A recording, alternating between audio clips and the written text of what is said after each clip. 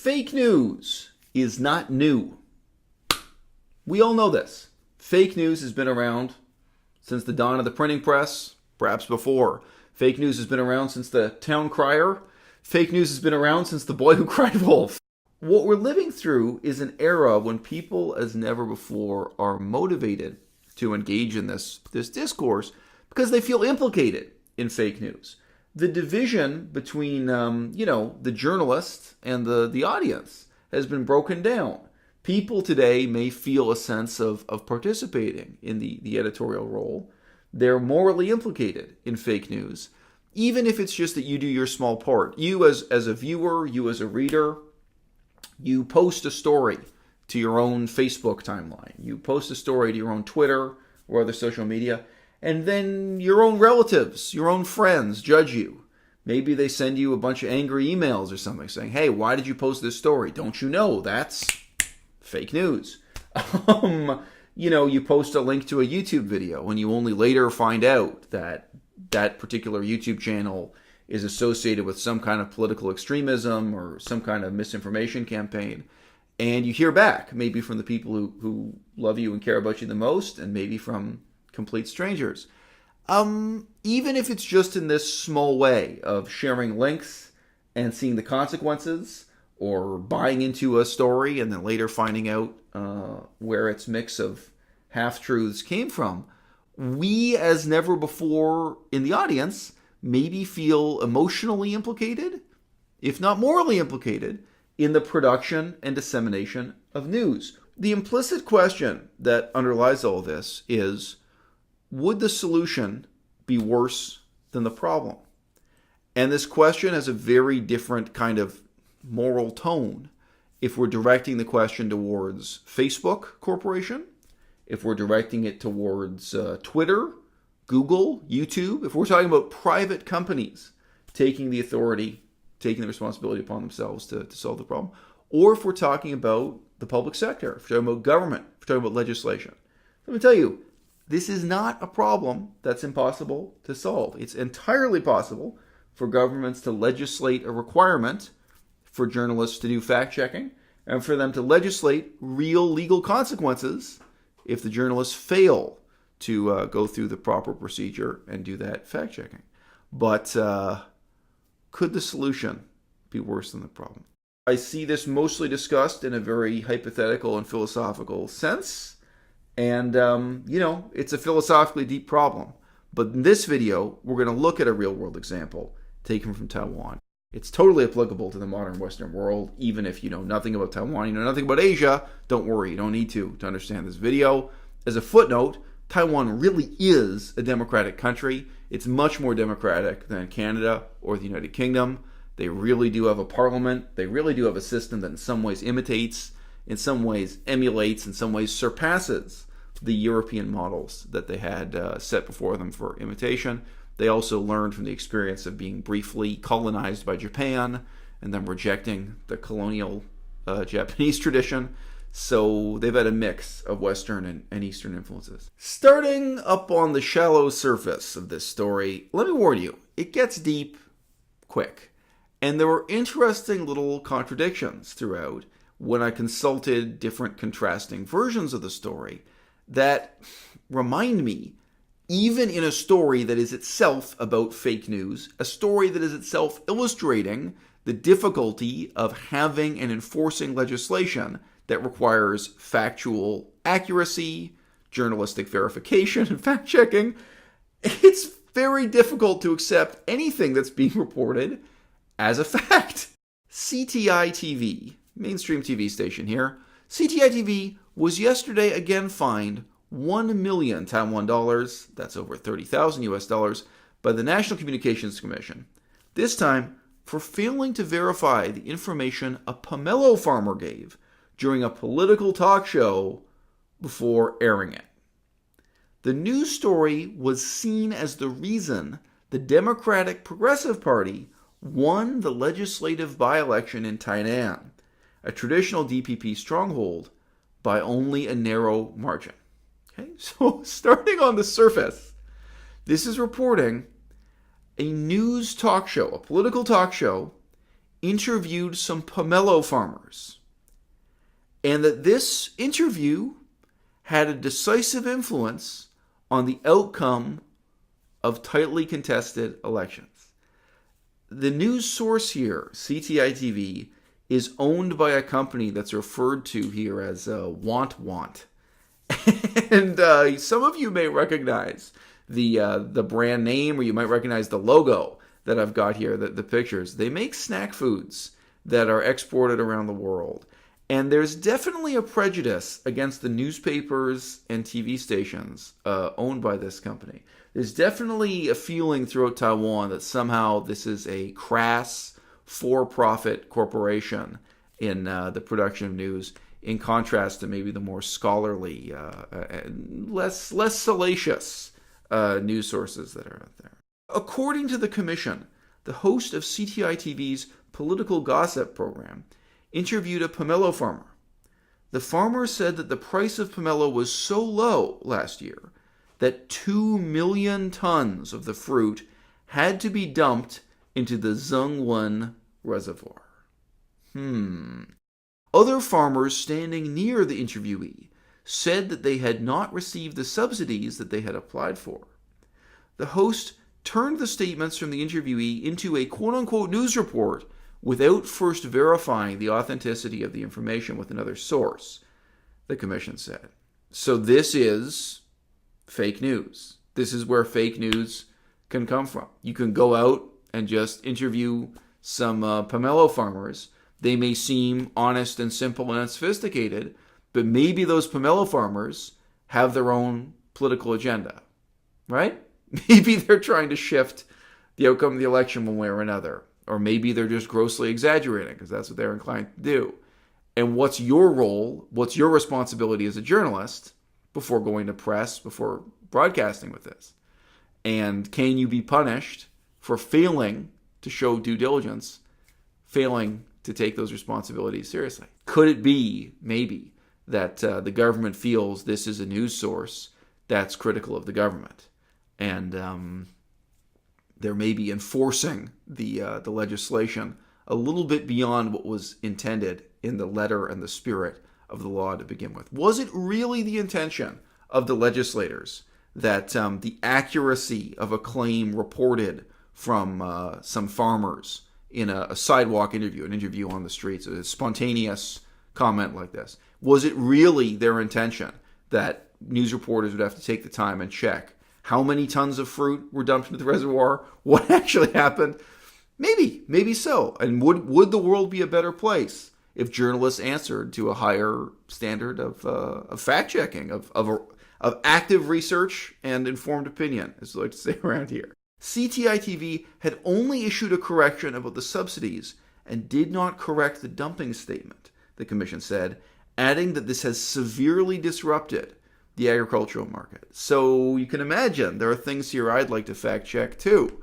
So, I mean, in the first example we're being presented with here, there's a claim that this spontaneous interview had a direct impact on election outcomes. And I doubt that. I'd ask the question, okay, so in writing this news story now, did you fact check that? It's easy to say almost anything was a decisive influence over who won and who lost. Well, can you verify that? In the same sense that the government is here saying the journalists have to verify these fact claims, can anyone verify the idea that this particular interview with some farmers really had a direct impact on the outcome of that election? I think that would be very hard to verify. It may not be a matter of fact at all, right? What about the second claim at the end of the quotation, that there was a severe disruption caused to the agriculture sector? Yeah, well, allegedly. Can you measure that? Can you give me a figure? Can you show me that really these comments about what happened with farming and farm subsidies and the price of pomelos, that it caused, and not that the events caused it, but that the reporting, the inaccurate reporting, the fake news caused a severe disruption in agriculture? Maybe you can, but I'm skeptical. And this is how we get into a kind of infinite regress. We get into a loop of questioning, well, what finally is adequately fact-checked? The author of this article in the Taipei Times does something interesting here.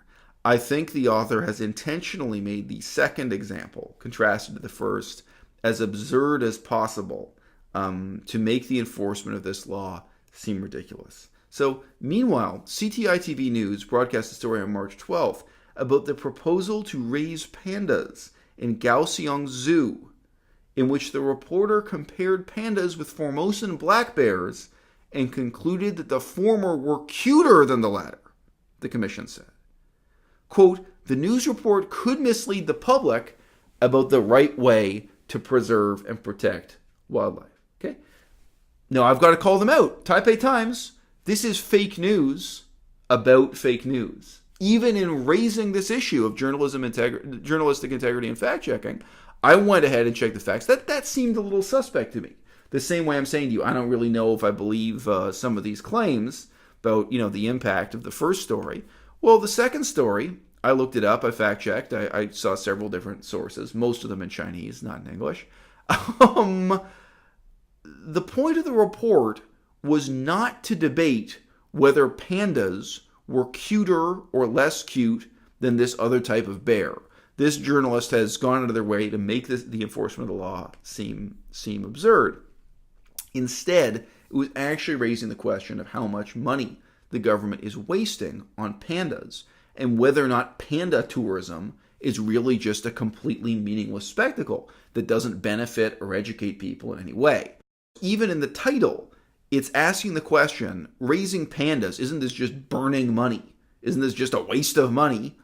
And then the next part of the headline here is asking, is this without any kind of educational benefit for the people who go to see the pandas? So people go to see pandas just because they're cute. Does that mean the government should spend millions of dollars on pandas? It's raising this kind of question. So again, I've got to call fake news on how this story was reported. The journalist, I can see what their motivation is. But what if we apply these same standards? I mean, again, so if the government is going to take away your freedom of speech, is going to take away your right to make a somewhat snarky report about, the monetary and educational value of having a panda in the zoo, because, quote, the news report could mislead the public about the right way to preserve and protect wildlife. Well, hey, that's your opinion. I understand. But what about the journalist and their opinion? What about the viewers at home? What if that's actually a really important question to ask? And what if this isn't something we can, in a simple sense, challenge or debunk with the concept of fact-checking or factual accuracy? So we got fake news on fake news about the question of fake news. And then ultimately, is there going to be a legislative authority that ends this dispute? So for those of you who can read Chinese, I've got on screen here, I tried to excerpt for you the relevant part of the law. And here it is, thanks to Google Translate in English. Programs shall respect multiculturalism, safeguard human dignity, and fulfill social responsibilities. Broadcasting news and comments should pay attention to the principle of fact-finding and fairness. Now, Taiwan is a liberal, parliamentary, Western-style democracy. This is not nearly as authoritarian a country as communist China. It's also not even as authoritarian as Japan. And yet you can see in the broadness of the mandate, this gives the government to censor and encourage certain kinds of activities. It's a little bit terrifying. Does each and every news report have to live up to this standard of respecting multiculturalism, safeguarding human dignity, and fulfilling social responsibilities? What if someone wants to make a slightly snarky and snide news report insinuating that pandas are a waste of taxpayers' dollars? The news report is, I watched it. I'd say that it insinuates that point. It doesn't really come to some kind of resounding conclusion about it, but it's inviting the viewer to reconsider why it is people think that pandas are worth a kind of infinite budget this way, and to reconsider what is the meaning of just taking your kids to look at something cute just because it's cute. I mean, that doesn't really have educational value, so on and so forth. So I think it's a meaningful question to raise, but sure, it's a little bit snarky. It's not really living up to this idea of, fact-finding and fairness. Is it, in fact, even a matter of fact that's being disputed here at all? So we come down to this question. Ultimately, do you have the freedom to suggest that pandas are a waste of money or not? We live in an era when fewer and fewer journalists are in any sense professionals. I am myself regularly horrified by the low level of erudition, the low level of expertise, the low level of insight, analysis, and research that goes into news broadcasting at even the highest levels. I'm also horrified by what a large percentage of what passes for news is nakedly propaganda for one faction or another. Again, even in somewhat elite publications. From my perspective, Foreign Policy has got to be the worst. Foreign Policy magazine. Seems like everything I read there is just propaganda. We live in an era when there are small, well-funded, organized interests that can pay to have stories told their way. And then there's a huge disorganized morass of the general public who have the power to complain, but who rarely have the resources or the self-discipline to engage in active research and to present informed opinion. The public in general can complain, but can rarely put together a convincing case to support one course of action or another. And by and large, what we see is that the people who now make the news for a living put less time, less energy, and less inspiration into the news they make than sincere hobbyists, amateurs, people who just get interested in a subject as volunteers and start looking into it. Does anyone today really feel intimidated by the caliber of news they see on CNN, Fox News, even the BBC, even news services that receive taxpayers' money? Does anyone really feel when they see a news report, let's say about Libya, current events in Libya, Afghanistan, Iraq, does anyone really feel, after watching such a thing, that they couldn't do better? You couldn't do better in a few days or a few weeks if you did a little bit of the research yourself. The news, it's lost its sense of authority in that we in the audience now look at the naked fact of its mere authorship. And we know that most of the time we're looking at something produced on a schedule where just one or two people had just 1 or 2 hours to put together a news story from 1 or 2 sources. How will the news media adapt? Well, on the one hand, we've seen how it adapts to changing economic pressures. And there's a really open, really meaningful question of whether or not it should now have to change in response to legislated pressures also. At what point will people start to question the consequences? Sure, even things like public health consequences of having misinformation broadcast on a massive scale, when misinformation makes the leap from social media to mainstream media, or when just the sloppy, poor quality of mainstream media coverage has terrible consequences in the real world. I think that more and more countries will adopt laws just like Taiwan's. And I think that, like the law here in Taiwan, they're very likely to legislate in terms of method, to say require that a journalist contrast 4 different factual sources in order to verify the facts, so that there's a formal, legally required process they have to go through before broadcasting. It's certainly easier to legislate a procedural requirement of that kind. It's easier to do that than it is to legislate a difference between truth and fiction, or a difference between having social responsibility or a reckless lack of social responsibility. Ultimately, the role of the news media, the role of political analysis, is not even educational. In some cases, it may be destructive, devastating, horrifying. It may be meant to destroy the reputations and lives of some people that are being criticized. To be blunt, not all news is good news. Some news is bad. And it doesn't seem to me possible to take the legislation that I've just read to you here in Taiwan and to apply it to any of those real-world situations. As you've seen, it's not even possible in Taiwan, with this very mild regime of censorship, it's not even possible to make some snarky comments about pandas at the zoo being a waste of our money. dun, dun, dun, dun.